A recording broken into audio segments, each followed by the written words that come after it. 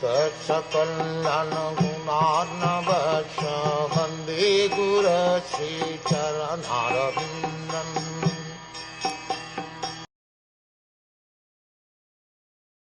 Kunti, after overhearing Arjun's telling of the end of the Yadu dynasty and disappearance of Lord Krishna, engaged in the devotional service of the transcendental personality of Godhead with full attention and thus gained release from the course of material existence.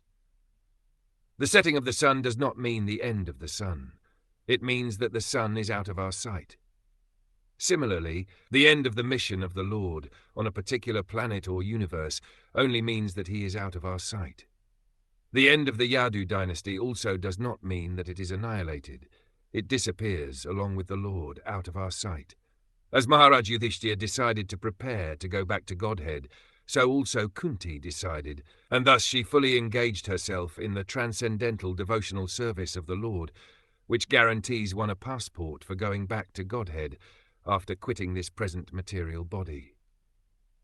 The beginning of devotional service to the Lord is the beginning of spiritualizing the present body, and thus an unalloyed devotee of the Lord loses all material contact in the present body. The abode of the Lord is not a myth, as is thought by the unbelievers or ignorant people, but one cannot reach there by any material means like a Sputnik or space capsule.